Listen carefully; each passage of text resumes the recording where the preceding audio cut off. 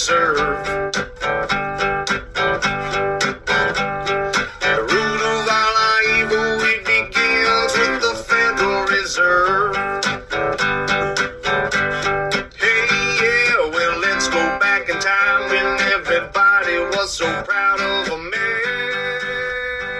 I'm Tommy Salmons. This is Year Zero. Today, Ace joined me, Ace Anarchist, as you might know him from Twitter, joined me to discuss anarchy, agorism, market capitalism, all that good jazz, and what people should be doing in their everyday lives to experience true freedom and liberty.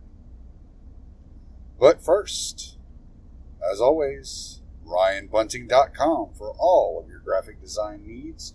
Go to RyanBunting.com. Ryan Bunting is a great anarcho-capitalist and a great libertarian. He's also a great graphic designer.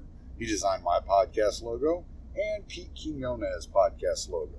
So go to RyanBunting.com for all of your graphic design needs. And thank you, Tom Burton, for the music. Enjoy. I am here with Ace Anarchist, otherwise known as Michael Malice's ghostwriter for Joe Rogan. What's going on, man?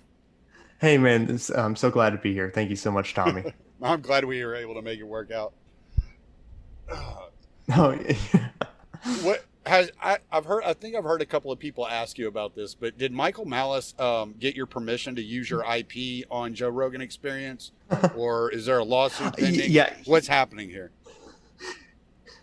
So no, after like he quote tweeted, we had a little conversation. And I told him I didn't need any credit for the Constitution quote. So yeah, it's all good. It's all good. That's good. That's good. I'm glad. Yeah. Last thing we need is more drama in our movement. Oh yeah, no. Anyone who wants to use that quote, by all means, do it, and you do not need to credit me. Yeah, go ahead and repeat the quote. What was it? Yeah. Sorry. It's the Constitution is the conservative equivalent of a gun-free zone sign. Yeah, that's how you put it. Yeah. I knew I would have fucked it up if I would have tried to say it. No.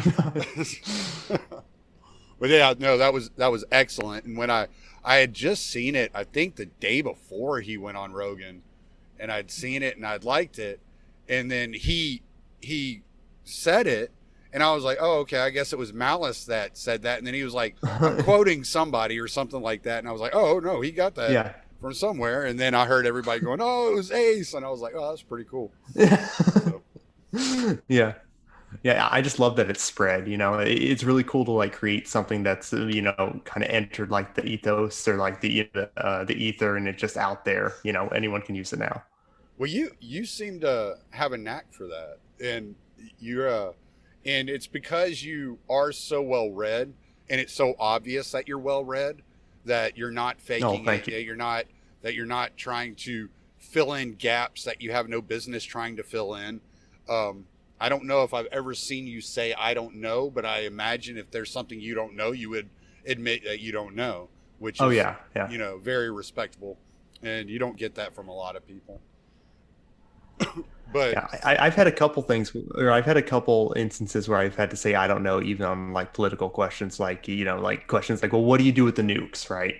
Like that type of thing. It's like, well, I don't know. I don't have a perfect answer for you on that type of stuff, Oh, that's right. I do remember that conversation because I responded to that guy, and whereas it would be nice if governments went away and nuclear weapons weren't necessary, but the way I look at it, the fact of the matter is, even if there were no governments, the technology's out there, and that's right. It's a Pandora's box. Right. There's going to be those people that want to control the population that will get nuclear weapons in order to control the population. But on the other hand, if they want to control the population, where are they going to kill the entire population? So it's kind of like this weird dilemma. Yeah, exactly. Yeah. So, but yeah, that is a tough question. That's one that you can't really easily address. That I think there's always going to be a psychopath willing to nuke somebody like Truman. So, Sure. Yeah. Yeah. Yeah. Very true. I mean, it's pretty widely accepted that all the Joint Chiefs of Staff, everybody told him not to do it, and he did it anyway. Oh And yeah.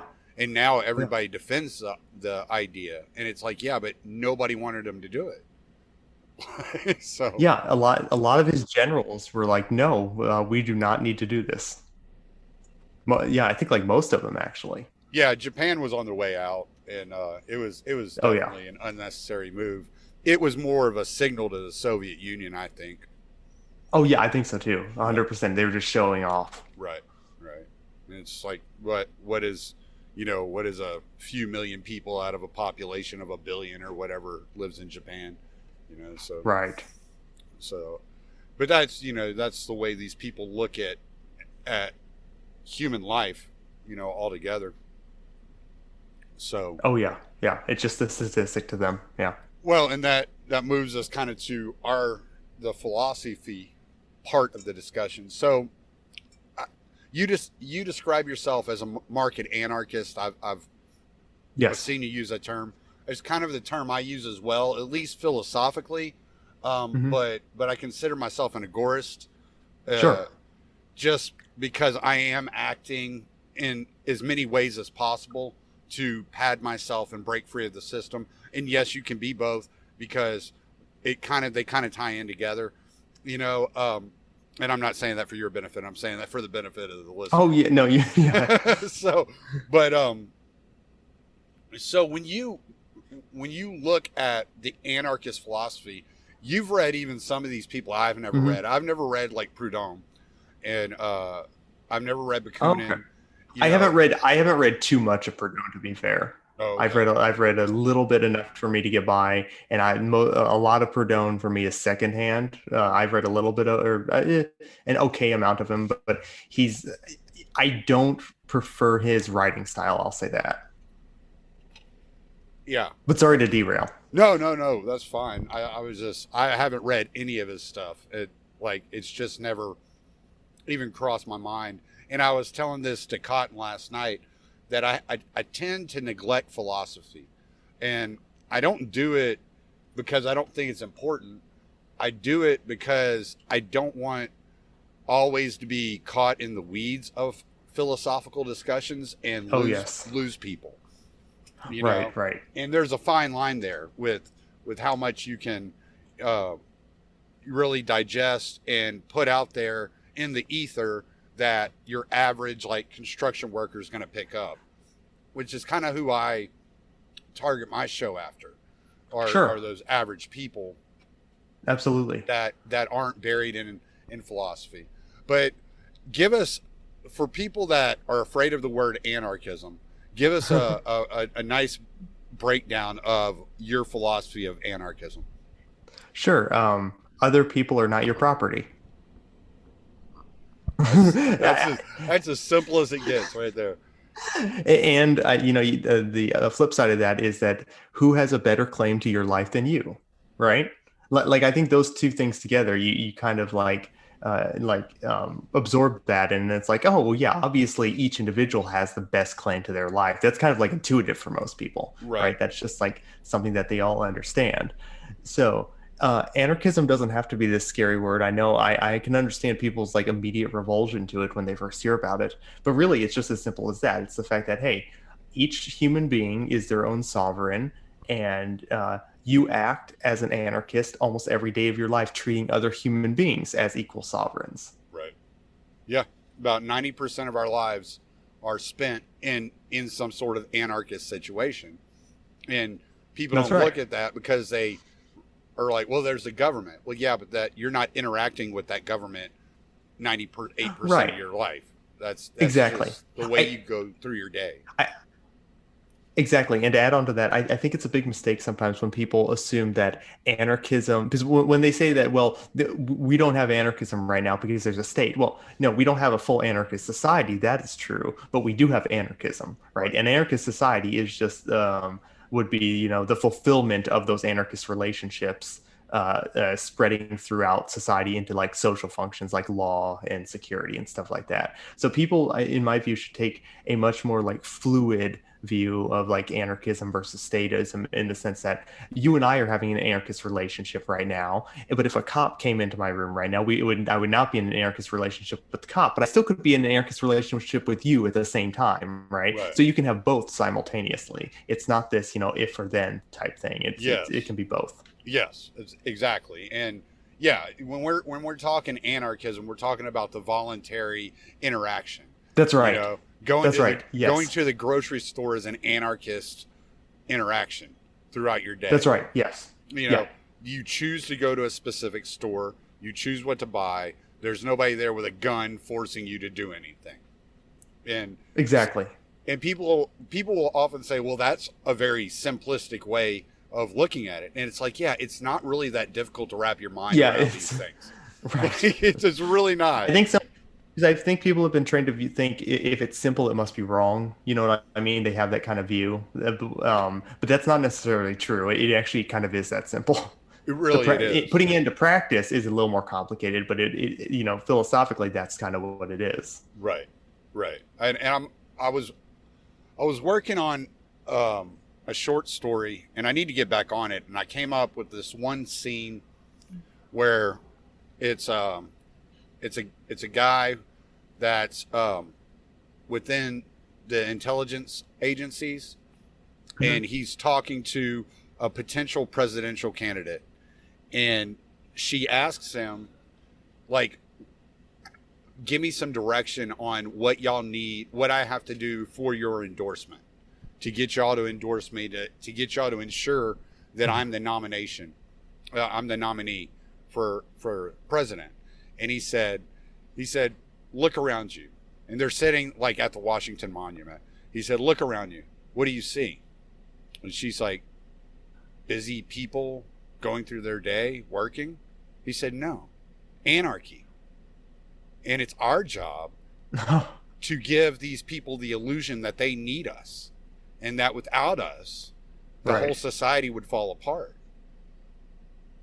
And as long as they are unaware that they live in an anarchist society and they depend on us for that state of mind that gives them security, and you're able to elicit that message and send that message to them, then you got the okay.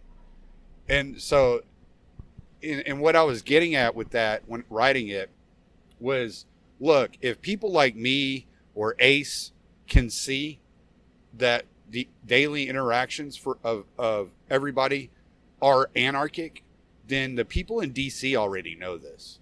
They're not oblivious to this fact. And they have to figure out a way to make us as dependent on them as possible, or at least believe that we're dependent on them.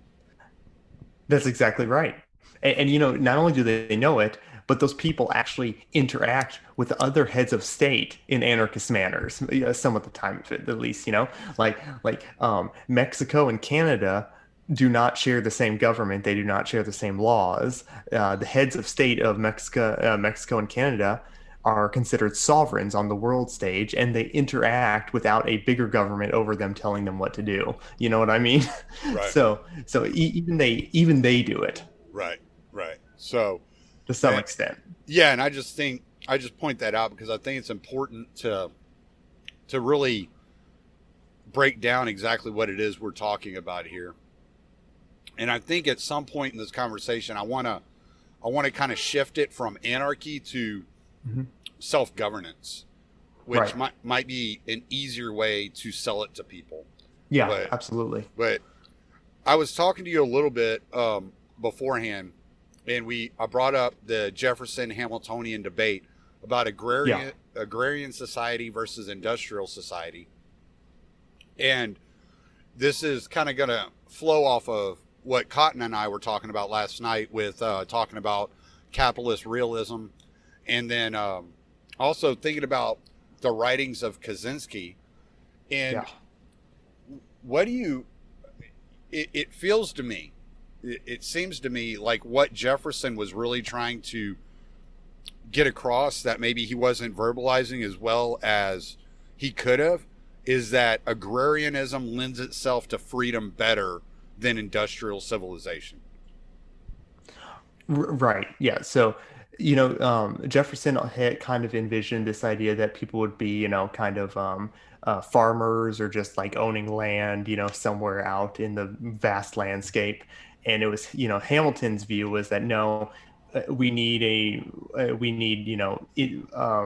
to push industrialism as far as it can be pushed, essentially, right? To increase growth and production. Now, to most libertarians, like listening to this, that probably seems, oh, that seems fine. That seems good. I mean, production is good. Uh, but the problem is that a lot of times when you see industrial societies, and you see that with the state, often the state is interwoven with those industrial societies, and they often have this underlying like substratum of coercion underneath them, underpinning those societies, right? Which if you look into history, you might not see that as in like some agrarian society, not as much anyway.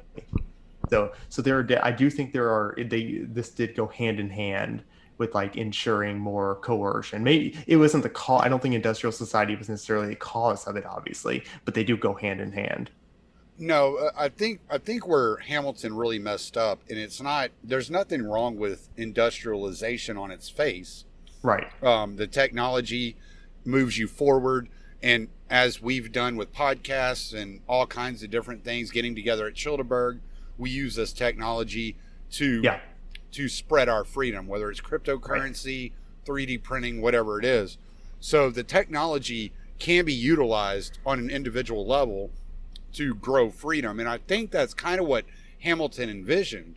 But like you said, that the state pushing the industrialization, the state, it became, feudalism or a mercantilism at that point in time, where it was this corporatist structure where they were so interwoven that the states, what's the word I'm looking for? Interests were also the corporate interests. And so, and you hear a lot of people talk about this, especially like socialists will push this, that, well, America is a corporation. And it's like, kind of. I mean, America, the federal government is completely intertwined and, irreconcilable from the corporations that it props up. But I don't know if you could look at the federal government itself as a corporation of some sort. I mean, it's like it's a corporation unlike any other, right? So it is like big as the corporations are now, unnaturally so. They still don't have the same ability or the same quote unquote legal rights to do what the state does. Right. Yeah, and this is something I've been kind of bouncing around in my head and I didn't mean to start a thing with Dad the other day on Twitter, but he had said, here's a good family discussion for you to have at dinner time, is something along the lines, is Kamala Harris and Joe Biden working for the Chinese government, or are they working alongside the Chinese government? And I said, and I was just kind of like prodding, like, let's kind of like see what happens here as far as where this conversation goes. Wasn't thinking that anybody would kind of take it as I was saying, this is absolutely my opinion 100%. But I said, are the corporations really pulling the strings, and the international link between governments, and the governments are left with for the benefit of finances, and the economy are left with nothing but to do the bidding of the corporations, And then it kind of went from there, and he was like, well, you're a libertarian, you can't think this. And I'm like, no, I'm saying, like, has the state evolved to such a size that these corporate structures like the IMF, WEF, these things, these international corporations are actually part of the state entity, and the link in a global governance between all the different industrialized nation states, Right. It's like a symbiotic relationship, right? So like the state it obviously exists, and the corporations exist because of the state in most cases, right? So you Right. can say that a lot of these corporations only exist at the size they do because of the state's privilege of they coercively block out other competition, and that obviously is going to increase the corporation's market share because no other competition can come in and compete with them. They're given like subsidies throughout time and history. That's mercantilism. But then again, as you know, to your point, um, the state also the corporations are good for the business of the state, right? You have all these like this production helps the state in one way or the other. Now, that's not to say, of course, that production itself is bad, but this like within the status system, you have to like reconcile the fact that this massive production is also going to help the state when they claim it, Right. It's when almost they like extract it from people. yeah, it's almost like, did the student surpass the master? Is kind of where I'm going Right. with it, because if you look at somebody like a Bill Gates or a Klaus Schwab or a George Soros, they're Hmm. not they don't suffer the limits of borders like somebody like you or I would. Right. You know, Right. they don't need a particular nation, but the nations need them. And some guy told me, he goes, well, that's not even an argument, because the state can do away with a corporation with a swipe of a pen. But are some of these corporations are so international that if, like, let's say Russia in 2011 kicked out George Soros, right? And so George Soros can no longer do business in Russia. But it didn't kill George Soros, right? It didn't destroy his empire. It just Right. moved him out of that area, and he's just working in other regions. So it's like, it has the student surpassed the master here, and is the student the one actually able to pull the strings, because the master needs the student more than the student needs the master? No, that's a great point, actually. Yeah. Yeah, I actually do think there's a lot of truth to that. I do think that in a lot of cases, these states rely on these corporations for a lot of the benefits. It's not merely just one way, right? It's not merely that the state gives the corporations a benefit. They do it for a reason, right? Right. So there is like a dual power relationship here that they don't want to break. Right, because Right. if they meant nothing to them, then they would just treat them the same as any other business, this like small business. And if they did that, then the corporations wouldn't exist to begin with.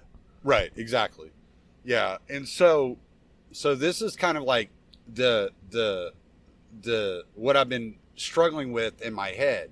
It's like, how do we, as more libertarian minded people, look at this relationship between the state and the corporation, separate the private business from the corporate structure, the corporatism that is the state corporate marriage, and operate in such a way where we're benefiting actual private business and choking off massive corporate relations, right? Because to me, Right. it's just as important at this point in time for, let's say, operating in the gray market. If you're looking at the example of the Soviet Union, and the way the gray market choked off the economics of the Soviet Union, along with their war spending and all that shit. Like, I'm not Mm-hmm. saying it was just a gray market, but the gray market was actionable in this. You see it happening in North Korea. It happened in Cambodia. So I'm looking at it and I'm saying, okay, how do we utilize the gray market to not only deplete the state, but deplete the corporations, because they have enough money where they can just put another state in place. You know, they can just kind of buy another state, and just kind of, they have the resources at hand, where just getting rid of the U.S. federal government, or rendering them incompetent or impotent, is not going to solve the problems that we face today. And I always point to this. There's an article that was written by a guy named Parag Khanna, and Parag Khanna is a business owner and he speaks in front of the World Economic Forum all the time. So he has some clout. He's speaking in front of Oh world yeah. leaders. So he wrote an article, and it was talking about how to utilize the movements of decentralization, like Brexit or Texit or all these secession movements, all these decentralized movements, how to utilize those to continue growing the power of the corporations and corporate governance. And so the way he boiled it down was basically that if it comes to it and there is large decentralized movements, it's not an issue because the local politicians are going to be for sale too. And they just have to find the right ones and buy them off. And he basically said in the article, we can allow these decentralized movements to create their own social structures and organize their society as they please, as long as we control the economic structures and the economic tools and businesses that are growing in their localized areas. Yeah, no, that's a really good point. I think the best way to do that is honestly what's been going on recently, which is honestly, okay. So there's a couple different things that maintain like corporate power in America through like state regulation, which is IP law is a big one, right? So things like, just pirating things, allegedly pirating things, would probably reduce their power in some sense like that. Just it would reduce the amount of money they can take in. So that is a form of like agorism right there, right? And then another form of it would be just completely like decentralizing the means of production even more, like through 3D printing. That is also going to create this 3D printing, in my view, is the like next industrial revolution, and it's actually one, in my opinion, that will support individualism more than the last one did. So I think that is a great avenue for hope, and I think if we continue going down that path, I do think eventually corporations will start to try to monopolize 3D printing, but at that point, I think it'll be too late for them. So I do see hope on the horizon that, through things like 3D printing, which is going to advance more and more each year, it's going to become cheaper and cheaper each year to just get a 3D printer. In like maybe, I don't know, 10, 15 years from now, we're actually going to see real advancements on people being able to like self-sustain themselves easier. Did you see that? It is kind of a side note, but did you see that video where they 3D printed a house? I did, yeah. It was incredible. That was cool. Yeah, that was really cool. Right. Yeah, because the 3D printer, they weren't using like, I don't know what it's, the filament. They were using concrete. Yeah, they were 3D printing with concrete. It was really cool. Right. Yeah, I was like, whoa, that is fucking nuts, dude. Yeah, it's wild. And like that's the type of stuff. They said they could build like a $200,000 home for like $40,000. Exactly. Yeah.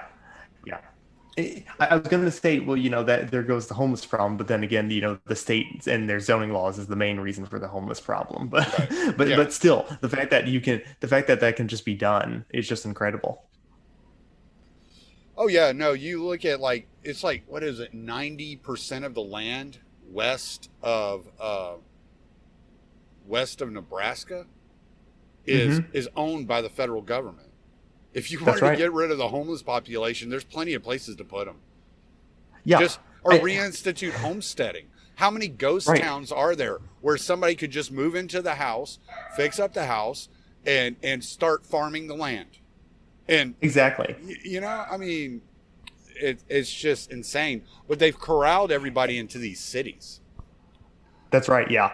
And sometimes what they'll do is that they'll use that land that the state illegitimately like acquired and has control of, and then they'll sell it off to like some of their oligarchs or some of their cronies, and then those like corporations will own a bunch of land illegitimately, obviously, and they'll just do nothing with it, or they'll do things that would not have naturally occurred if it had been a free market at the very least. So yeah, you have all this land, and yeah. Have you heard of Slab City?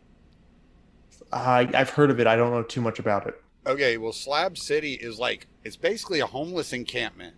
in California, in the middle of the Oh, desert. I have heard of this. Yeah. Yeah, Yep. but it's on like an old military base, and there's just the slabs left of all the military facilities, and people have just moved in there, and there's people there that have figured out like how to cool their like little shanty but just by growing plants inside of it, and all the greenery keeps it cool inside so they don't overheat, and they have chickens, and they're living like homestead, like old school homestead lives. That's awesome. Some of these people Yeah. there. Yeah, it's really cool, man. I'm like, That's cool. that's pretty wild. Yeah, there's no they say every once in a while the sheriff from the local town comes in and causes problems. But for the most part, they're free to do what they want, you know?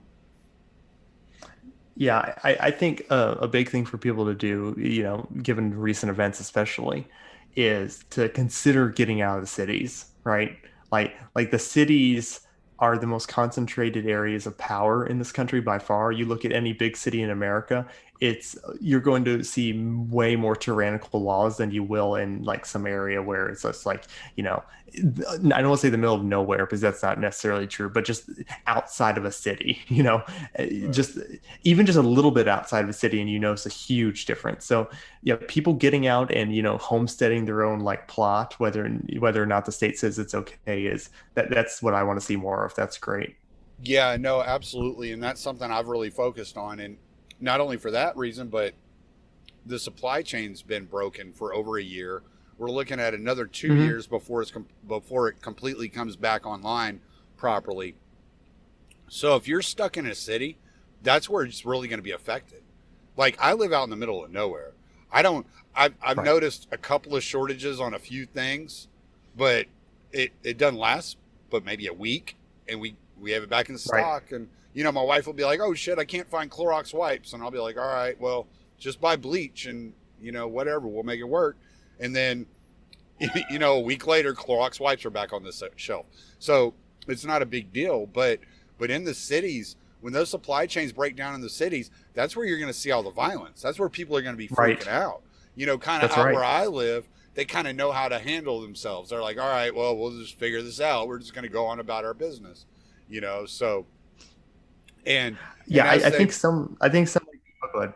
Oh, I was just going to say, and as they break down in the inner city, the violence is going to move out to the suburbs. The crime's going to move out to Right. the suburbs even more. And so those that are living in the suburbs are just as at risk, because the suburbs are almost as highly populated as the inner cities are nowadays. Oh yeah, yeah, definitely.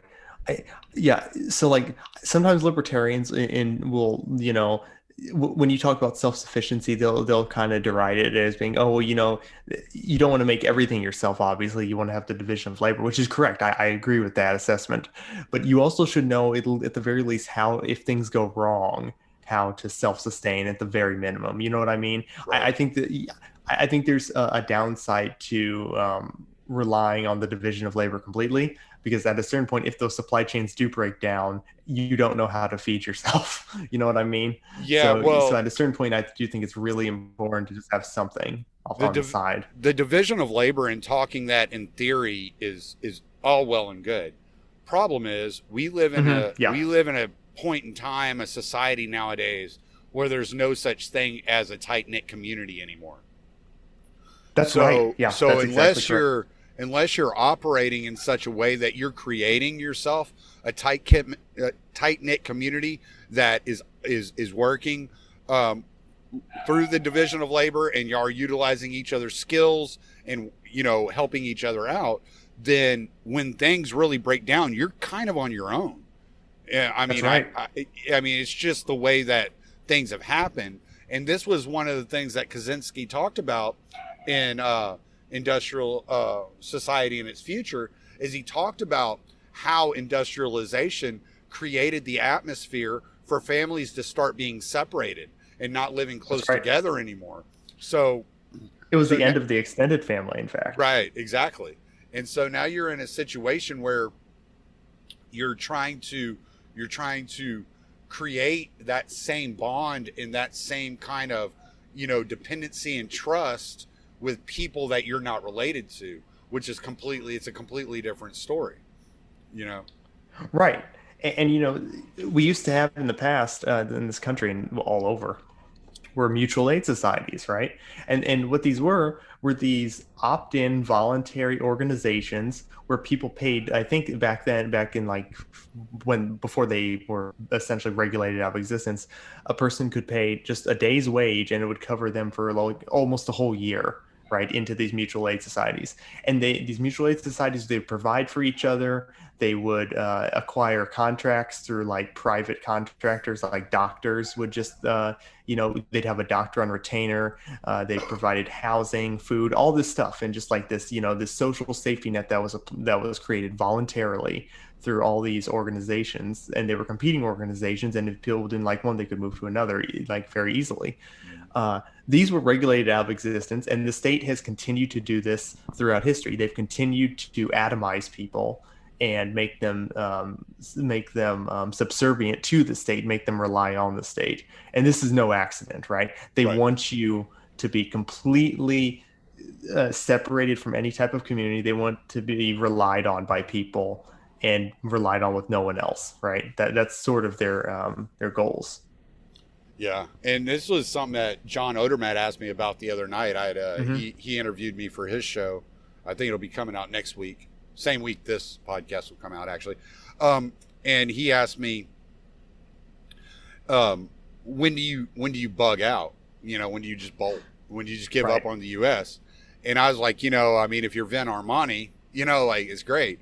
But the fact of the matter is, not all of us have those kind of resources or have that ability. I have 5 kids, and I have a mom and a dad. And I happen to have a piece of property that's big enough. If they need somewhere to go, I can put them up and I can handle it, and so I feel like I'm responsible. I have some sort of responsibility to hold tight and hold secure where I'm at, just in case shit hits the fan in the Houston area. They can go, 2.5 hours, and be okay. That's right. Yeah. And just like, as you said, like not everyone has, the luxury of like moving out of the US if that's something they'd want to do.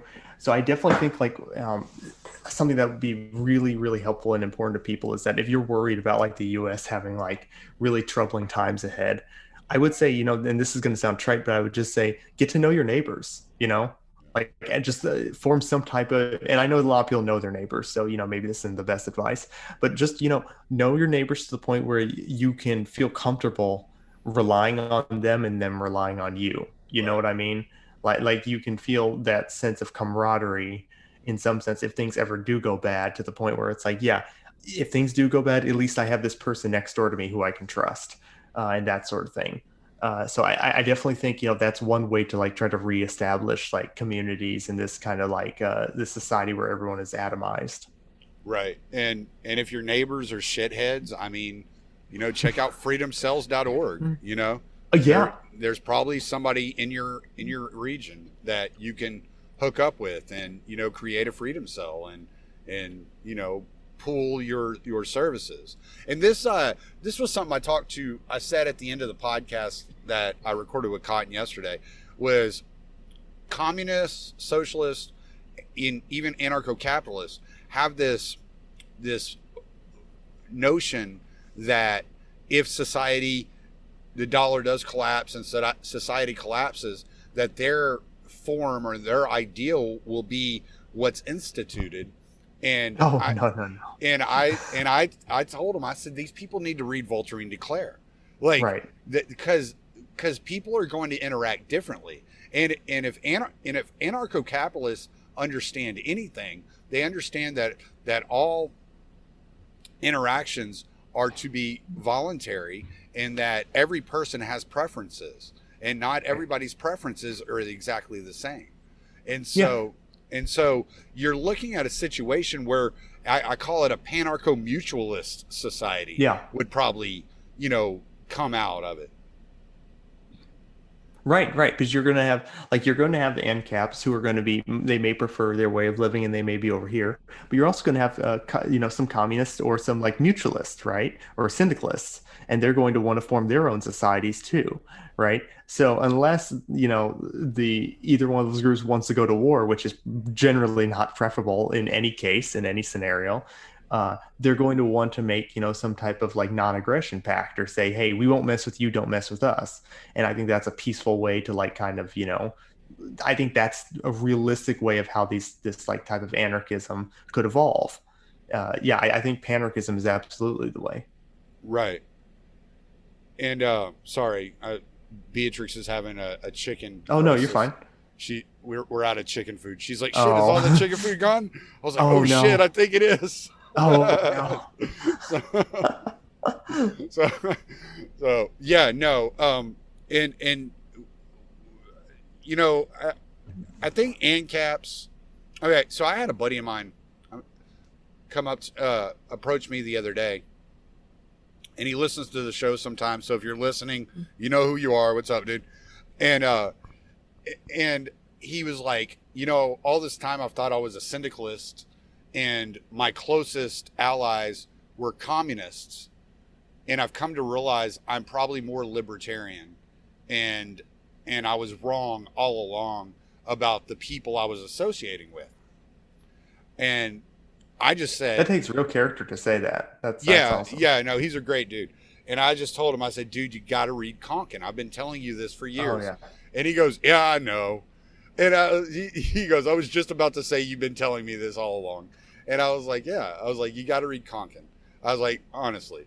I was like, because the Agorist model, the mutualist model, the market capitalist, or the market's not capitalist model, all kind of intertwine and interact together.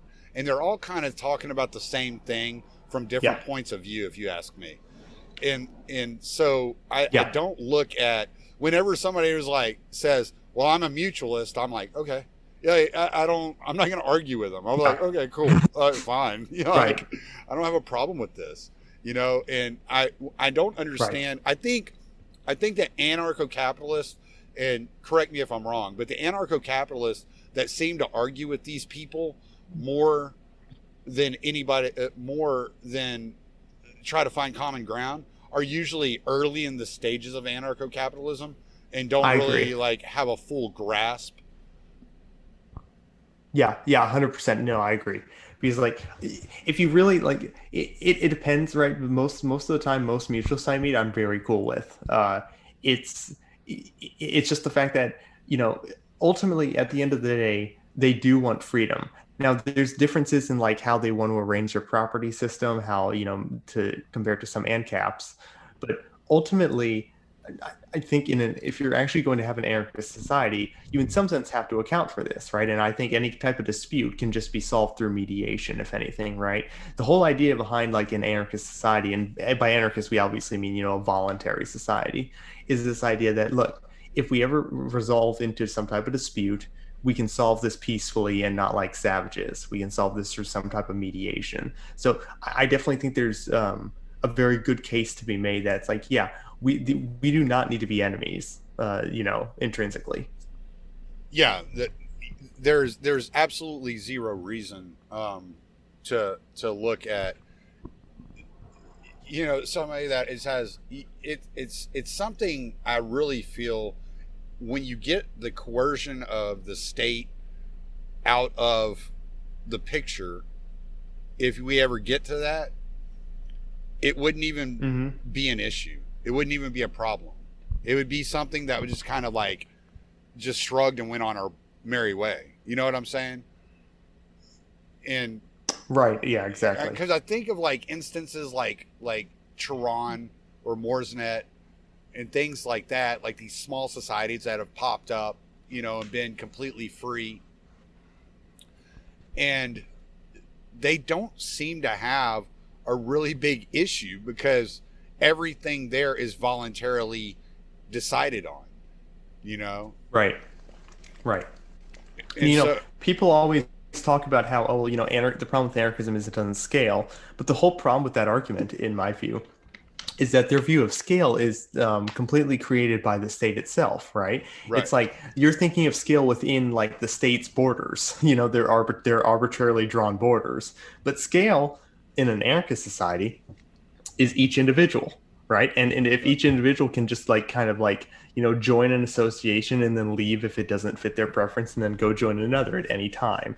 So people will naturally scale to what they want, to the scale that they want to be a part of. You know what I mean? And that's how it would work in a panarchy too.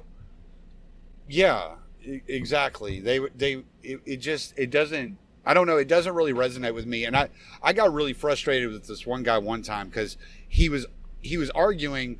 He came at me, he goes, "Where's an anarchist society ever worked?" And I said, "Well, look at Tehran." And I posted an Right. article. And he goes, "Well, that sounds communist." I said, "But it's voluntary, so who gives a fuck?" And he goes, Right. "Oh, so now you're going to defend communists?" I'm like, "Dude, I'm not defending like communists. I'm saying it's a voluntary like organization that they've voluntarily chosen to live that way. Who am I to tell them they're wrong?" Right. Exactly. It's like if a bunch of people start sharing everything, like, what's it of your business? Yeah, It's like, go away. how much of a Randian are you going to be today, man? Just leave me alone. Right. Right. Exactly. Yeah. That led me Yeah. to making a meme that said objectivism is not libertarianism, and just pissing a bunch of people off. I would kind of agree with that, actually. That's right. But yeah, it's like, however people want to associate, as long as it's peaceful and voluntary, who am I to say, no, you can't do that? You Right. know? Like, even if some people might not like that type of association, it's like, you still just stay in your lane. Right. These people aren't hurting anyone. Yeah, I mean these And, three, and, 4, 5 people. and I'm guilty of this too. Go ahead. Oh, go ahead. No, I was gonna say I'm guilty of this too, but it's like when you have the state murdering people in other countries right now, committing mass murder and genocide. It's like maybe the best thing to do is, realize who the actual monsters are here. Yeah. And I'm guilty of this too. I did this on Twitter. I engage in like libertarian squabbles, but really, I do know that like the state is the ultimate enemy here. You know what I mean? It's like some communist who wants to live in a commune is not your enemy. That's just silly. Yeah, no, it's absolutely absurd to think that you know better than the people that are involved in the situation at the time, right? Exactly. I mean, Yeah. maybe their only form of defense is by living in a society that way because they kicked out all the politicians and all the all the cartels. And so That's maybe right, yeah. operating in this way is the only way that they can survive, Right. Exactly. Yeah. And there Yeah. has been, from what I understand, there has been rumor that they are starting to move in some capitalist type of systems into the society now. But their main they're goal has recruiting. always been to keep out the politicians and the cartels. That's right. They're from what I recall reading, they're recruiting like businesses and stuff like that to come there. They're inviting businesses in. So yeah, that's a very good development. Yeah, yeah. So, I mean, before you know it, there'll be a boom town. It's just Right. you know, Exactly. Yeah. you just got to give these people time to get on their feet. They're trying to figure this out as they go. They've never And what an governed accomplishment! themselves. They ran the cartel. They ran the cartel and the government out. Right. Like that. What an achievement! Yeah, exactly. And it's one of the things I brag about the area I live in. We have a city hall in the nearest town to me, but I've never seen it open. We don't have a police department Oh, in the town. oh, that's awesome. They have a crawfish boil and a fair every year to raise funds to do repairs on the roads and shit like that. I'm like, this is about as close That's to awesome. a truly anarchist society that I'm probably going to find in the U.S. right now. Right. Right. Yeah, that's a great point. It's like, people have this belief that, well, this is like one of the most common anarchist beliefs, but it's like, well, without the government, the people would just become savages. But actually, in your own like lived experience, at least in mine, that's not true. There are many cases where the government has not been involved in my life at all, and nor could they have been at that time, and people just were completely, not the way it's described that they would be. You know what I mean? And that's not to say that everyone is just, not going to know, that no one's going to do anything bad. But this idea that people just default to being bad without a government, it's obviously false. Yeah, and the one thing I mentioned this on Twitter the other day, but the one thing I find that people fail to realize, and I think this goes more for the anarcho-communists and the syndicalists, is they fail to realize that you're more willing to engage in mutual exchange if you're able to take care of your own needs. You have to, like, number one, you have to be dependable, right? And so Right. how dependable are you if you're going to be starving in 3 days? You know what I'm saying? And so Right. there is this degree of selfishness and kind of barbarianism or savagery, the instinctual side of the human to take care of their own needs first and foremost. But when a person gets to the point where they can take care of themselves and offer aid to others, most people will. Right. Oh, and of course, I mean, I think they should, because obviously, if you just like starve yourself to death by feeding other people, that's going to stop you from saving other people in the future or Right. in helping them in the future, right? So it's actually, it can look selfish, but actually, it can be that can be selfless too, because you're, doing that to help other people in the future. So yeah, there's obviously, I don't think there's anything wrong with that at all. That's perfectly great. But yeah, I agree. There's you have to think about yourself at least at some point, and then people are willing to help other people on average. Most people do want to help other people on average. If they Yeah. didn't, the human beings would have died out a long time ago. You know what I mean? True. Yeah. I mean, you look at how, the Native Americans organized, Yeah. or any of these tribal groups organized. I mean, you were speaking about Ireland the other day, Yeah. and that was a very there's all these different misconceptions about ancient Ireland. And I remember there was an article on Mises.org that I'd run into that had talked about ancient Ireland. I'd also read one on, I think it was Iceland, that they had Iceland, they had medieval written, Iceland. yeah, they had written about. I guess that was more like a Viking, kind of the way that the Vikings organized. But they did interact in a communal way, but they also interacted on an individualist way too. There was kind of Yes. like this interbreeding, this combination of how humans interact day in and day out. And it's no different than the way your life goes or the way my life goes. Like, there are some people that we are closer to than other people. There are some Right. people we're going to be interacting with and more giving to and more charitable to than other people. And it's Right. that's just the way that relationships are formed and cultured and nurtured and brought up.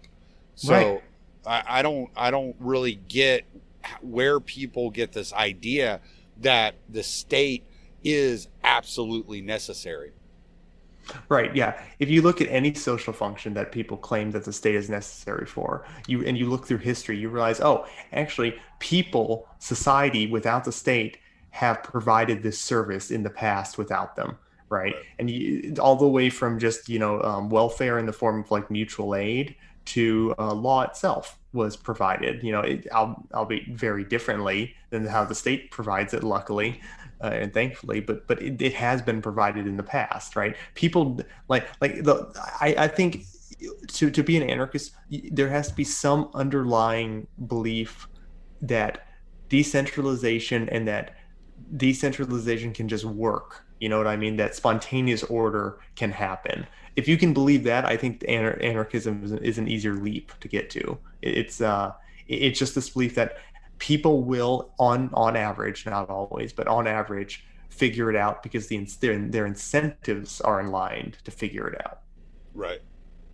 Well, and we've both read Spooner, so I'm not gonna like put too much emphasis on the Constitution, but I think it is worthwhile to go back to the founding of the country in some way, shape, or form, and discuss how the founders had laid the system out for self-governance. Right. Right. So they had put forth a system to where the federal government was small. Yeah. There was no standing army. And in the beginning, there was no federal government. Right. True. Yeah. But there was no standing army. Everything was dependent on each individual citizen interacting with each other and creating the defense and creating the society, creating, right, as you said, the mutual aid, but before it was called mutual aid. Yeah. So how do we, I told Reed on the episode that's coming out on Friday, which is tomorrow, that anarchists are actually, in reality, more conservative than conservatives, because we're looking at we can look back to the way things were prior to the Constitution and say, yeah, that's what we want. Oh, right. Self-governance. The Articles of Confederation would be way better than this shit. Right. Benjamin Tucker, who is an anarchist, he has this great quote, which is like, as anarchists, we believe in self-government, and all external government is an imposition, and that's why it must go. That's a paraphrase, but that's essentially and it's true, right? Like anarchism is this belief that each individual has the right to govern themselves and no one else, right? And that's it, right? And you're right. Like here's the thing, right? Society, as most people conceive of it, is incorrect. Most people think of society as something that exists outside or independent of individuals, or that must be forced upon people. But that's not true. Society arises up spontaneously, naturally. It emerges from individuals interacting with each other on the day-to-day basis for mutual benefit. That's all society is, right?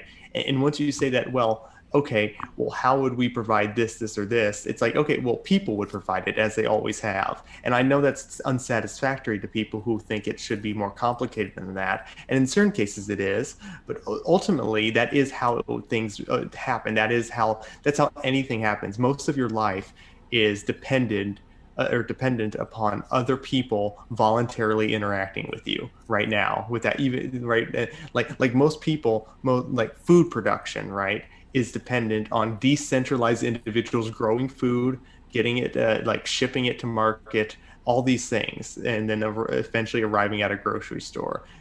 So you have all this spontaneous order all around you, and people take it for granted.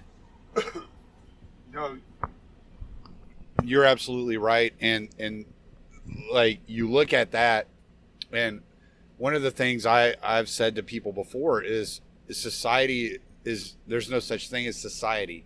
Right. All you have are individuals interacting with each other. That's right.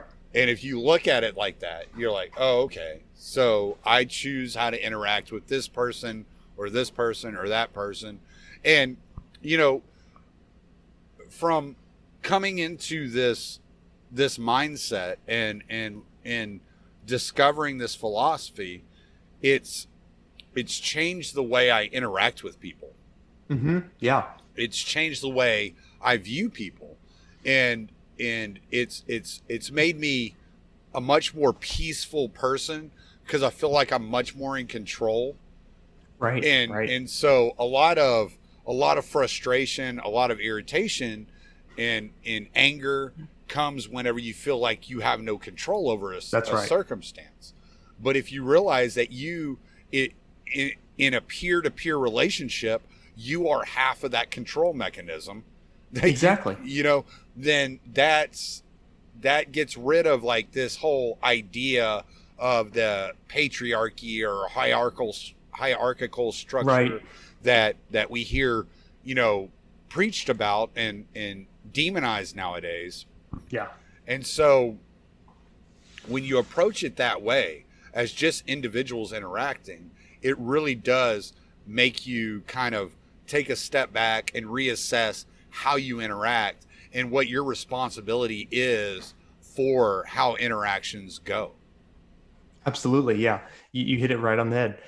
There, like every single, yeah, as you said, there is no real society, right? Society is just like an aggregate of individuals interacting. It doesn't have an existence outside of the people within it, right? It's not more than the sum of its parts. And Right. the same can be said for the state as well, in some cases, right? The state, as most people conceive of it, is only in their mind, right? You know what I mean? This idea that there's this entity out there that they have a moral obligation to obey, that's only in their mind. What there really are there people with guns who tell you what to do and will hurt you if you don't, right? That's what that is. So that's indistinguishable from a mafia. So really, they're just mafia men.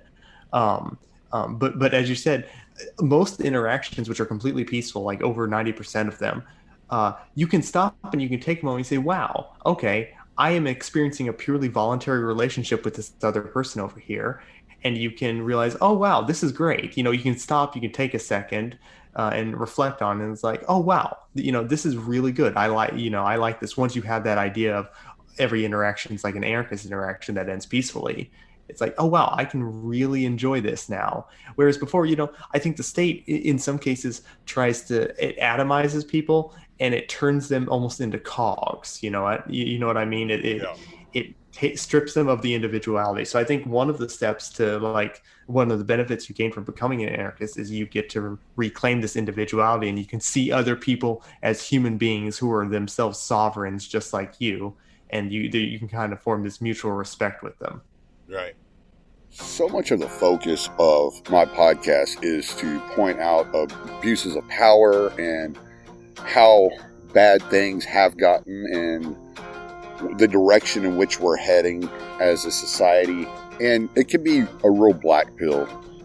I've partnered up with Richard Grove to offer my listeners an opportunity to sign up to his Autonomy Course. The Autonomy Course is designed for people looking for solutions, people that want to shape their own future, people that are not willing to be at the behest of large corporations or the United States government or the banking system.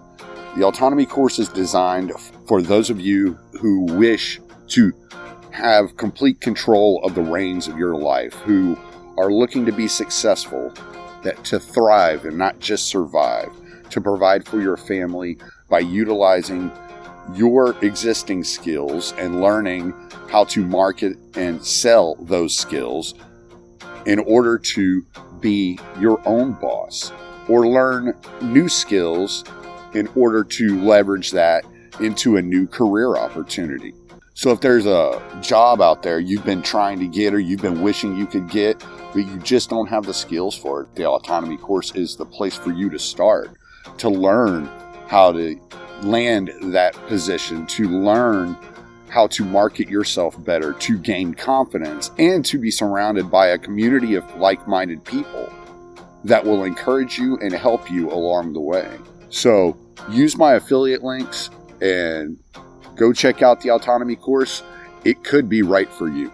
Okay, I want to move kind of in a different direction because I want to kind of get a little bit of the psychological makeup of your generation, and this has been something that I talked to John Odermatt about the other night, and I actually talked to Cotton about it a little bit last night, and it's something that I'm actually finding myself very interested in, and the reason being is because Eric and I, Eric Rebel from Rebel with a Cause, talked about it the other night as well on the podcast that you had told me you listened to.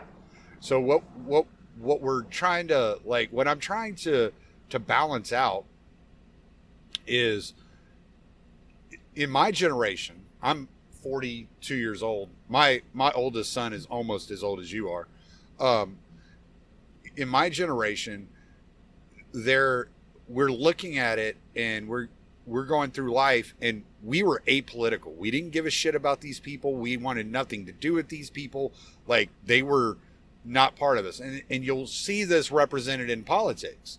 There's not a lot of Gen Xers in politics. You know, there's just, Right. we're just not. We're not involved in politics. We have no desire to be involved in politics. We're kind of like, just leave me alone, you know, and let us do our thing. Then the millennials hit, and they got really ultra dependent upon government and the government system.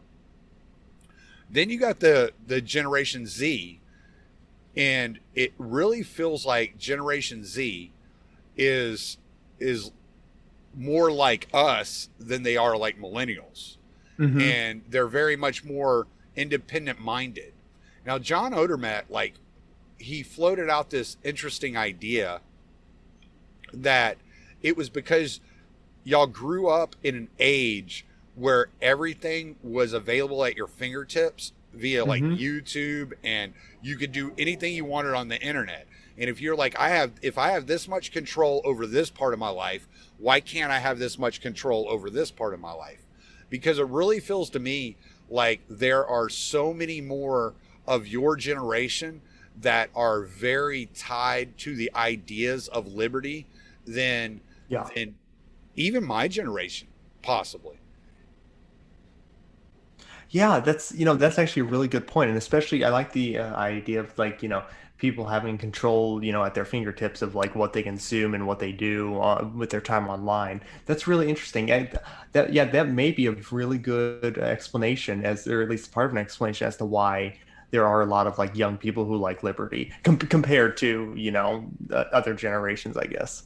I don't know if I have too much more to add on that, but yeah, I definitely think that's definitely true. I think specifically with like some of the, maybe like the Gen Z types, which are, from what I've seen, are like also like really dependent too, though.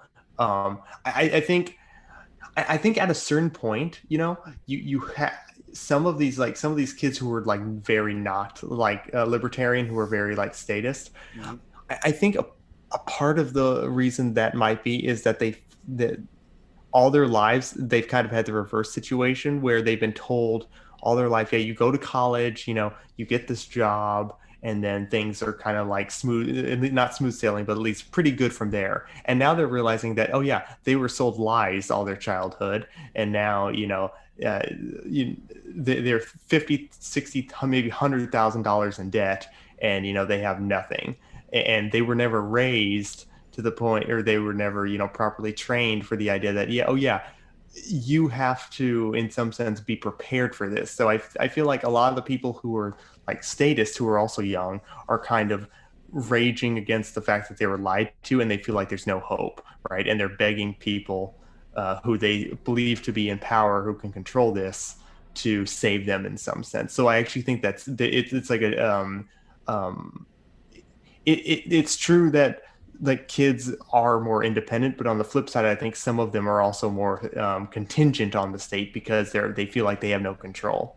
Yeah, I think it's both. Yeah, because like I came up like as we were kind of like the last of the latchkey kids. I mean, that was that's who we were. Yeah. We were out running the streets, playing baseball in the sandlot type deal. Right. And we didn't have the internet. I didn't even have a fucking smartphone. I never even really looked at the internet before I was like 31 years old. You know what I'm saying? Right. Like right. I had, but not for any length of time. I didn't understand it. I was just like, it's there. Like if I need it, I'll use it. But I didn't have a smartphone until 2011. And so it was just kind of like, all right, like whatever. And I look at like my kids, my oldest son, he's 22, and he'll say things like he goes, well, honestly, when it comes to 9/11, I don't really give a shit because I don't even remember it, and I don't know what the hell was going on, and like whatever, somebody blew up a building or something, I don't know, and he's like, but I'm pretty libertarian, and he's probably more libertine because it's all instinct and it's no philosophy. But you know, I let him say what he wants to say. And then yesterday, I'm texting back and forth with my 16-year-old, and we're talking about economics in one lesson. You know, Right. and because he had asked me for some books that I recommend, so I sent him economics in one lesson, and so we're texting back and forth about it. You know, yesterday. That's awesome. Yeah, That's and awesome. he's super agorist. He's like, I'm going to find a way to make money, and I'm going to do what I have to do to make money, and I don't care what it Right. means, you know, what it takes. And he's gotten suspended from school for selling candy bars in school and all kinds God. of shit. Oh yeah, but he just doesn't care. He just has that spirit That's about awesome. him, and he's Yeah. just like, I'm And- going to keep doing it. And if they And get some mad people at are me, like that. Yeah. yeah, and he's like, if I get in trouble, I'm just going to tell them, call my dad. My dad's going to laugh at you, you know, because I don't give a shit. Like, Right. he wants to be an entrepreneur. Like, teach him how to be an entrepreneur then, you know? Right. In school, they really do not teach you, like, they give you a couple little like preset options as to what you can be when you grow up, you know, whenever they ask you this. But by doing that, they artificially, you know, define like what is available to you or what is an acceptable job. When really, like, kids like your son are thinking outside the box. They're like, no, what types of ways can I produce value for other people? Right. You know what I mean? And once you think in those terms, you're not really restricted by, you know, some little box. Oh, you have, you know, to be an upstanding citizen or to be a good citizen, you have, you know, one of these like 10 options here as to what you want to be, you know. And it's like, no, you can do a lot of different things, maybe things that have never been done before, to go and serve other people. Right. Yeah. And his thing was you know, he grew up, we were pretty poor as he's been growing up, and you know, and his thing was, okay, money's important, my parents don't have enough of it, like, so I got to figure out how to have it, you know. And that's his, okay, yeah, that, you know, just simple mindset set him in a direction where he's probably going to be very successful, you know. I bet, just because he thinks about things differently. And right, you know, and I'm like, do it, man. You do your thing, you know. I mean, right, you know, and so that kind of leads me down this road where I look at it, and I said it probably 100 times at Childeberg. Beatrix is much more of an agorist than I am, and she's never read a word of philosophy. right, not one word. She could give a fuck less about philosophy, you know, and so. And that was her one concern about going, is she was like, oh, all you're going to be talking about is philosophy and politics. And I'm like, no, it's not going to be like that, I promise. And I'm like, you know, I'm not like that when I'm hanging out with you. Like, it's not going to be like that. And she's like, all right, fine. And because she almost did back out a couple of weeks before and not go. And so she had a blast. She couldn't have raved more, and she loves all you guys. But she, you know, but I always say she's more of an agorist than me, because she just does the work. She just sees an opportunity, says, yeah, I'm going to do this to make money. Now, she's from a third world country. Maybe that's part of it, you know, like, you know, and I look at it and I see, like, there are people all around us. Like, I live out in the country. I see fruit stands on the side of the road all the time.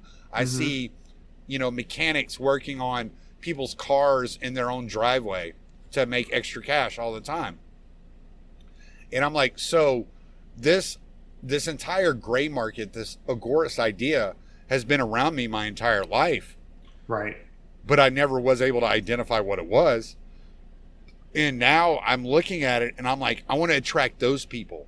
I want those people to know you're doing the right thing, and don't let the state tell you otherwise. You know, and don't let them regulate you out of existence, because we need you people for the future of freedom.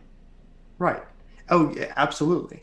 And you know, that's the thing, right? Is that not only are most people anarchists and they don't know it, most people are agorists and they don't know it. You know, how many people have a garage sale and then right afterwards they, you know, note what they received on their taxes, note the money they made on their taxes. No one does that. You know what I mean? It's like, So obviously people do have, to some extent this natural instinct. And I do think it's really important to foster that belief that, hey, yeah, you're not alone. Don't fall into the trap of believing you're a bad person because of what you're doing. It's very important to establish, and I think this all goes back to community. It's a very important to establish this like kind of community norm that says, hey, yeah, I have your back in case, anything goes wrong, or I just want you to at the very least know that you're doing a good thing. Right. And Konkin talks about this, and Karl Hess, who is one of my favorite anarchists, is insane about this. He loves Karl Hess. Yes. Karl Hess is great. Yes. Yeah. He's all about like this idea of like community. Yeah. Yeah. Yeah. I love Karl Hess. He's awesome.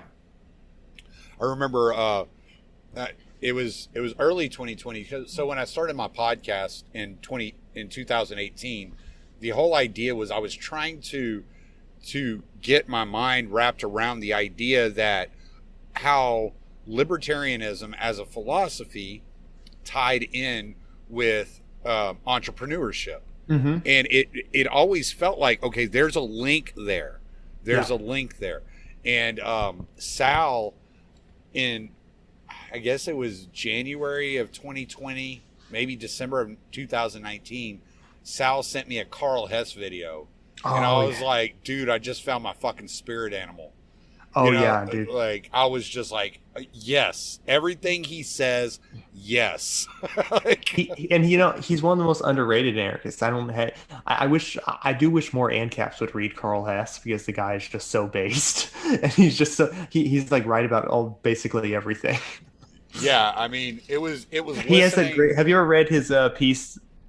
Have you ever read his? Sorry for interrupting. Have you ever read the piece he wrote? I think it's like it's like either what it means to be an anarchist, or there's only one anarchist. He tries to say that, hey, look, there's only one type of anarchist, not two. If you're an anarchist, you're an anarchist. Yes. Yeah. Yeah. I didn't read it. I got it on audiobook. That's the one that Sal sent to me. Yeah, that's what Sal sent to me. Yeah. Yeah, and I was just like, oh my God, I'm in love with this guy. I want everything. I think in like a week I digested every audio book I could find of his. Like, I just sucked them down. I need to go back and listen to them again, because you know how it is. If you only listen to it once, you only get so much out of it. You listen to it a second time, you're like, how did I miss this? Like, wait, what? Right. So it's definitely something I need to go back on. I'll definitely make a point to do that now that his name came up, because I always have trouble remembering his name. I always know who I'm talking about. Oh, and okay. I'll like text Pete and I'll be like, hey dude, who's that Agorist that I like so much? The one anarchist guy. He's like, Konkin? I don't know. Who are you talking about? So he's one of those names that always just kind of slips through the cracks. But yeah, he's absolutely one of my favorites. For sure. Yeah, me too. Yeah, mine too. He's just so underrated, and I think that's a real shame. Yeah, and I always root for the underdog. So yeah, me too. So all right, so like how do we square this circle? Because the anarchists, the libertarians, they have a tendency to. And I get frustrated with this. And this was what I was ranting about at Childeberg on Patrick's show. And is this highbrow ideology in speaking above everybody's heads, because people seem to be more worried about being the smartest person in the room than the most effective person in the room. Yeah, you see this everywhere. You have to, if you're going to like convince a person, by definition, you have to like come to them as they are. You have to find what makes them tick, what is important to them, and address that through your ideology. You have to show them, like through anarchism, it's like, oh yeah, here's how your concerns can be addressed, right? Scott Horton has that great thing: you attack the left from the left and the right from the right, right? And that's not to say you can, you throw away your principles just to try to convert them. No, you use your principles, but you couch them in different language that is relatable to that person's concerns, right? So, like, if I'm talking to a leftist, I might talk about mutual aid a lot, because that is something that might appeal to them more. Right. If I'm talking to someone on the right, I might talk to them about, entrepreneurship or something like that. There's all these different ways we can find little inroads into these people's minds and show them that, hey, yeah, this thing is not what you thought it was. I can understand it if you have a revulsion to it when you first hear about it, but let me make my case, right? And you can kind of just do that slowly. Not everyone is as receptive to it, and some people don't, reply back in good faith, but that's fine. You can have fun with them. But you always have to approach other people from where they are. You can't like obviously, me and you, we weren't always anarchists, right? At one point we had to, develop into this. So I always think that, as frustrating as it can be, like arguing with people, and trust me, I know, you always have to like remember or keep in the back of your mind that, hey, we didn't always believe this. So maybe just because they don't believe it right now, that doesn't mean we're not helping them to get there. You know what I mean? Right. Maybe we planted seeds in their minds somewhere. So even if someone is not receptive to you at all, just keep at it, keep doing it, keep rolling that boulder up the hill. Yeah, I mean, I ran into Judge Napolitano admitting he was an anarchist, and that's what I was like, wait a second, hold on 1 minute. I remember that video, yeah. so yeah, like when I heard him go, well, you don't hear me denying it, do you? And I was like, wait a minute. Yeah. Yeah, and that's what sent me down the road. I was like, all right, wait a minute. And it's all Austin Peterson's fault, as much as he hates that idea. So. Oh yeah. Right. So, how did you stumble into Anarchy? Well, funny enough, it was actually Judge Napolitano. Oh. Yeah. So my family was Republican, and they always had like Fox News on in the house. And Judge Napolitano was the one person who I actually liked on Fox News. I thought he made a lot of sense, and I thought he had a lot of like esoteric opinions that no one else talked about or said anything about or agreed with, as I thought at the time. So he kind of sent me down this road of like getting into like Ron Paul and Tom Woods and all these different people. And from Tom Woods, I read Rothbard, and then from Rothbard, I read all these other anarchists. And eventually I just found this group of people on Twitter who are anarchists and really cool as well. And here I am. So that's a very short abridged version. What was the first book you read that just blew your mind? Oh God. I think it was Anatomy of the State. Really? For me, it was The Law by Bastiat. Oh, that's a great one too. Yeah. I read it before I read Anatomy of the State, but I read Anatomy of the State directly afterwards. Those are actually the two books I recommend to people if people are just getting into like even minarchism or anarchism. Right. It's The Law and then Anatomy of the State. Yeah. Yep. And I after reading Left, Right, and the Prospects for Liberty by Rothbard, I went around for a long time saying make Bastiat the left again. And that really made a lot of people mad. Oh, really? Yeah. A lot of ANCAPs have never read that piece from Rothbard at all. I read it. I did in 2000, I think it was early 2019. I did a podcast with Scott and Pete together. Oh, cool. Well, no. I take that back. I did a podcast with Michael Harris, who's a friend of mine. He's an attorney. He's a public defender up in the Dallas area. And he actually was a student of Murray Rothbard's at the University of Nevada. And but what I did is I asked Scott and Pete and I think Sherry Voluntary and a couple of other people to send in fragments of why Murray Rothbard meant so much to them. Mm-hmm.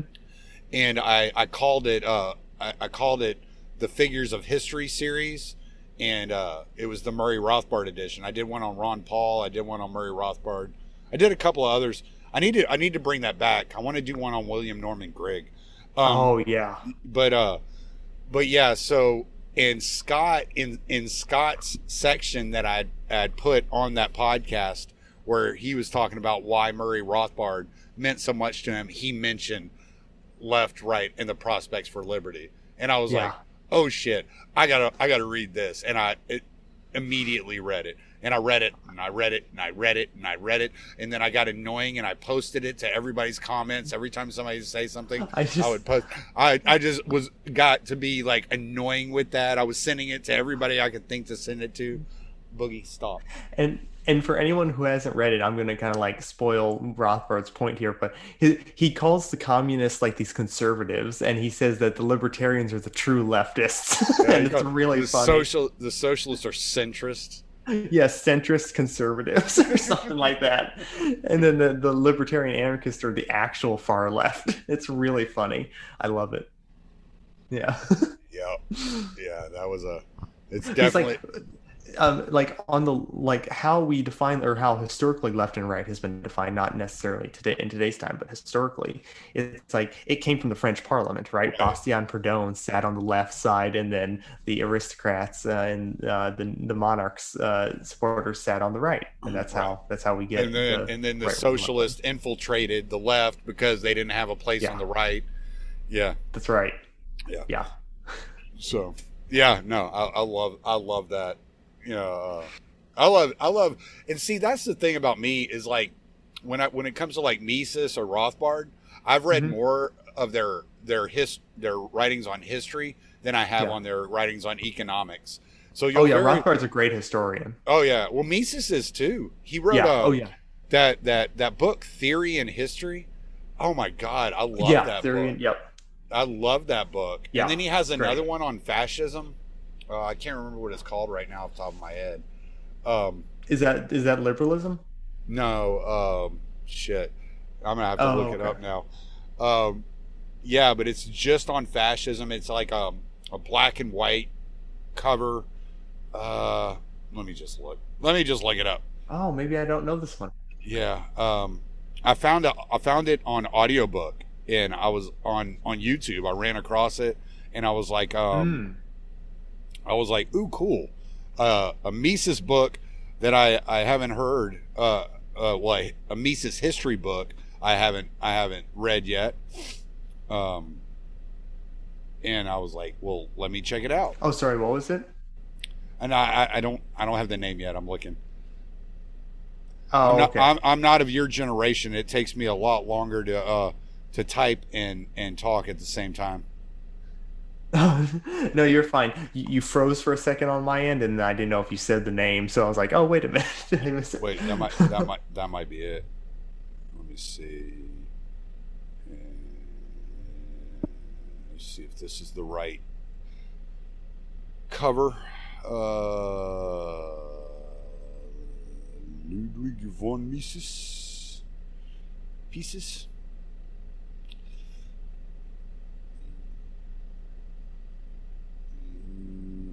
Yes, fascism versus capitalism. That's what it is. Oh, okay. I might have read excerpts from that, but I don't think I've ever read that one fully through. Oh, I'll have to check that out. Yeah, I ran into it on there's some YouTube channel, and they just randomly every once in a while post like books up there, audiobooks. Awesome. And they do a lot of Mises and Rothbard, and it's easy to confuse them with Antifa because they use the 3 arrows. Oh, okay, yeah. So I've had people ask me, isn't that one of those Antifa sites? And it's like, no. That's not let me see if I can find let's see if I can find what the name of the channel is, because it's actually a really good channel. They have a lot of good audiobooks up there. That's awesome. I love any of those channels that just promote like liberty and all that. I just think that whenever I see someone like actually do that, that's awesome. Yes. I don't see the one I'm looking for. Of course, I haven't read that one yet, so now I'm going to have to listen to that. Planned Chaos. Oh, yeah. You know, I just finished, here it is. Omnipotent Government. The Rise of the Total State and Total War. That's the book I'm talking about.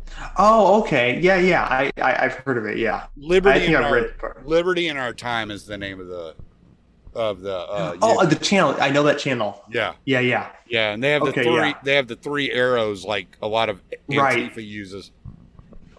Yeah, I was wondering if fascism versus capitalism was the one I was thinking of.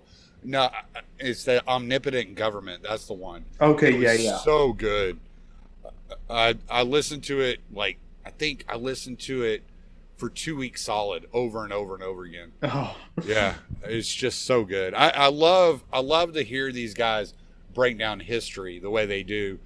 yeah. But and see, driving, and I was talking to Reed about this, driving and listening to economics book, it just doesn't mix. You're just like you zone out, and then Right. you're like you miss like 2 chapters, and you're like, shit, what the fuck did I just listen to? And Right.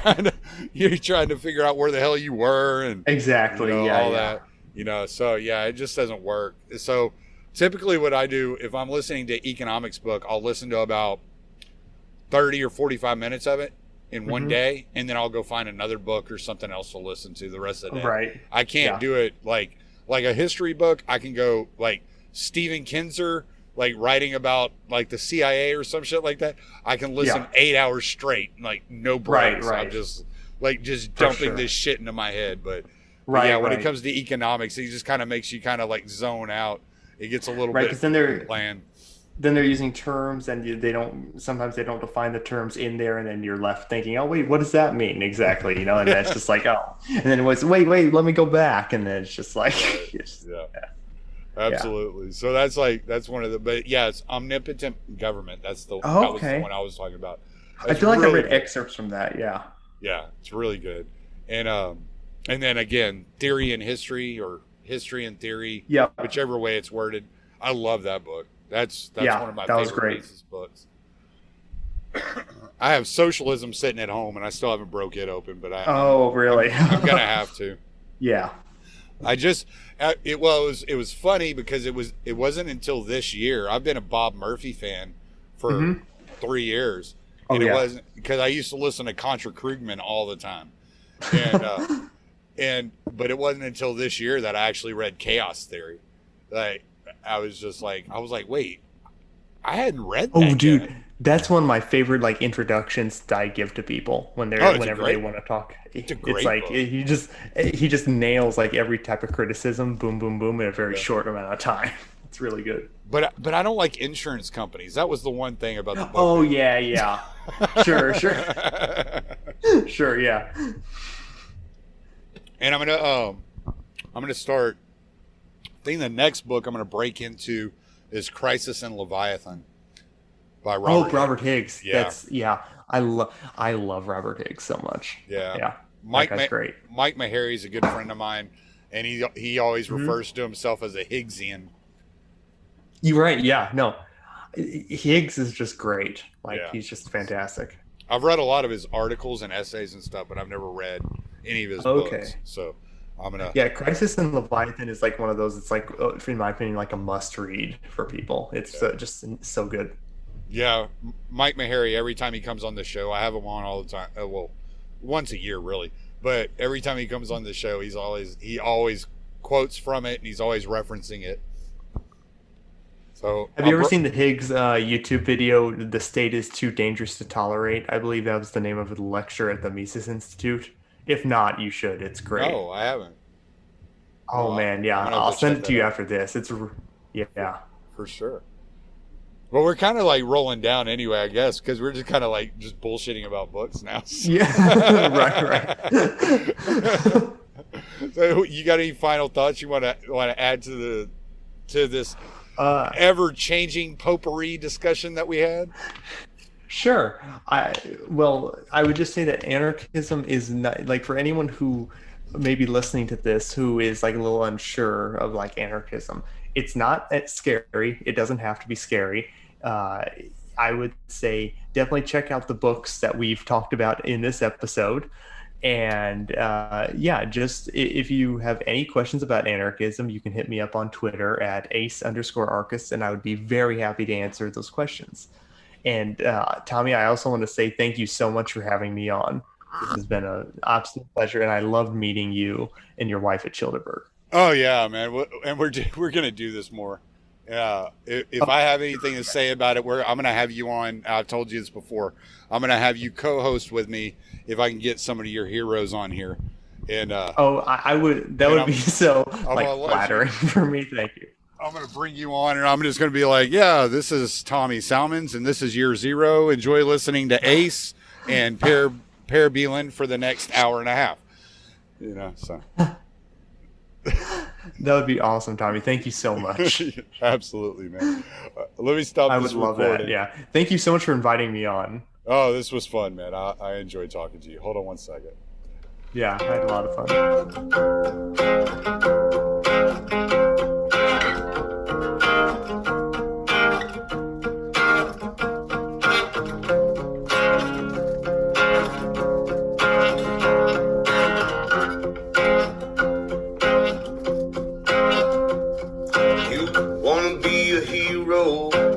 Said you're just a slave.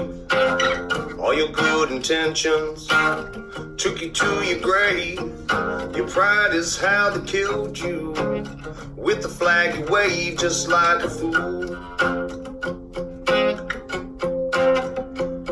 They promised you a mountain, gifted you a stone.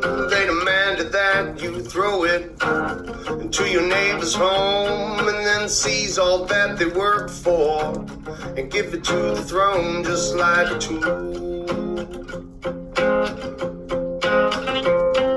Well, as we all just stand in line and glorify new ways of being cruel, it seems to me humanity is not something that they're teaching us in school. They dumbed us down all around, propaganda, their pollution. They set a cage up on the stage, a facade for all solution. They build a wall, block them all from this mental institution. It's insane. Now they're writing their own rule books and they're crossing all their T's. They're fashioning their people to all wear beggars' knees. If you want a clean drink of water, well, you must say pretty please. It's all a game. As we all just stand in line and justify these crimes done in our names, it seems to me authority and tyranny are both one and the same.